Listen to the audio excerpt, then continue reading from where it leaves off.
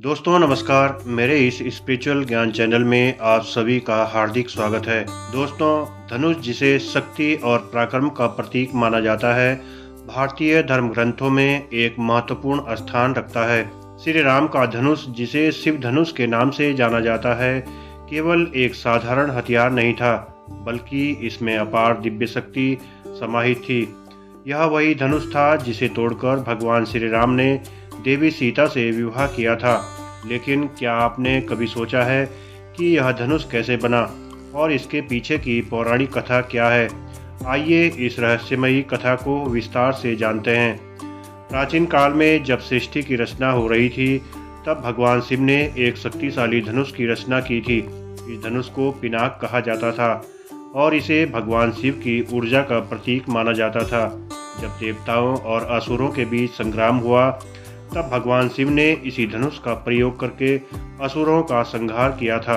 एक समय की बात है जब भगवान विष्णु और भगवान शिव के बीच एक दिव्य वार्ता हुई।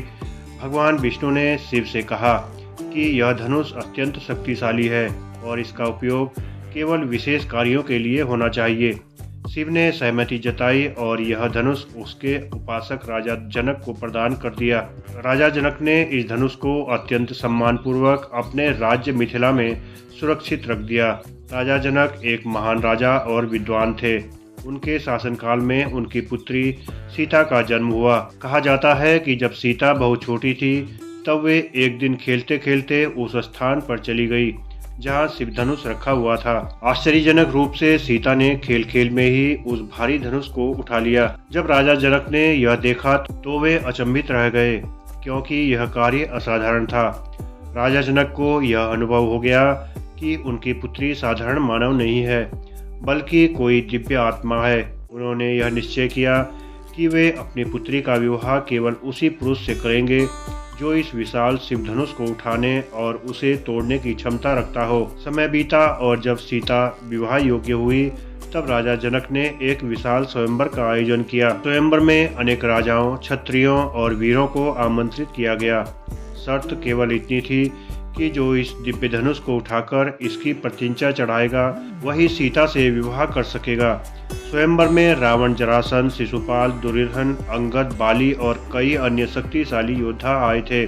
सबसे पहले रावण ने धनुष उठाने का प्रयास किया, लेकिन वह इसे हिला तक नहीं सका। उसके बाद अन्य राजाओं ने प्रयास किया, लेकिन वे भी असफल रहे। स्वयंवर सभा में निराशा फैलने लगी।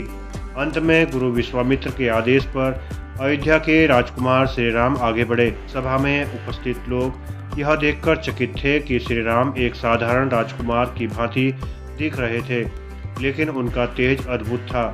श्री राम ने पहले धनुष को प्रणाम किया और फिर अत्यंत सहजता से उसे उठाया। सभा में उपस्थित सभी लोग आश्चर्यचकित रह गए। इसके बाद श्री राम ने एक ही झटके में धनुष की प्रतिज्ञा चढ़ाने का प्रयास किया और उसी क्षण धनुष बीच से टूट गया। धनुष टूटते ही एक भयंकर गर्जना हुई, जिससे स्वयंवर स्थल गूंज उठा। यह देखकर राजा जनक अत्यंत प्रसन्न हुए और उन्होंने घोषणा की कि श्री राम ही सीता के योग्य वर है। इस प्रकार शिव धनुष तोड़ने के उपरांत श्री राम और सीता का विवाह संपन्न हुआ। शिव धनुष का टूटना केवल एक विवाह की घटना नहीं थी, बल्कि यह भविष्य की घटनाओं का भी संकेत था। कहा जाता है कि जब धनुष टूटा तो इसके कंपन से परशुराम को इसका आभास हुआ। वे तुरंत स्वयंवर स्थल पर पहुंचे और क्रोधित होकर श्री राम को ललकारा। परशुराम ने कहा, हे राम, तुमने मेरे आराध्य भगवान शिव के धनुष को तोड़ने का साहस कैसे किया? श्री राम ने अत्यंत विनम्रता से परशुराम को उत्तर दिया, हे भगवान, यह कार्य मैंने जानबूझकर नहीं किया। यह तो मेरा कर्तव्य था जो मैंने निभाया। परशुराम श्री राम की विनम्रता और तेज को देखकर शांत हो गए और उन्हें विष्णु का अवतार समझकर प्रणाम किया। शिव धनुष की यह कथा केवल एक पौराणिक घटना नहीं, बल्कि यह हमें कई जीवनोपयोगी संदेश भी देती है।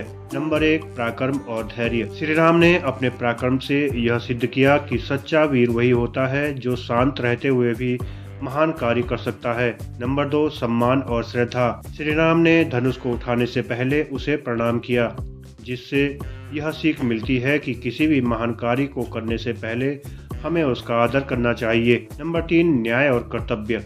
राजा जनक ने यह तय किया था कि केवल योग्य व्यक्ति ही उनकी पुत्री से विवाह करेगा। इससे यह सिद्ध होता है कि किसी भी निर्णय में योग्यता और न्याय का महत्व सर्वोपरि होना चाहिए। दोस्तों, शिव धनुष की यह अद्भुत कथा हमें श्री राम के अद्वितीय पराक्रम और उसकी दिव्यता का बोध कराती है। यह धनुष केवल एक अस्त्र नहीं बल्कि शक्ति, न्याय और धर्म का प्रतीक था। श्री राम ने इसे तोड़कर यह सिद्ध कर दिया कि वे केवल एक साधारण राजकुमार नहीं बल्कि परमेश्वर के अवतार हैं। आज भी जब हम इस कथा को सुनने या पढ़ते हैं तो हमें यह समझ में आता है कि शक्ति का सही उपयोग केवल वही कर सकता है जो धैर्य, शील और समर्पण से परिपूर्ण हो। यही श्री राम की सबसे बड़ी विशेषता थी जो उन्हें मर्यादा पुरुषोत्तम बना दी है। जय श्री राम। आशा करता हूँ आपको यह जानकारी पसंद आई होगी। वीडियो पसंद आई हो तो वीडियो को लाइक और शेयर कीजिए और मेरे इस चैनल को भी सब्सक्राइब कीजिए। धन्यवाद।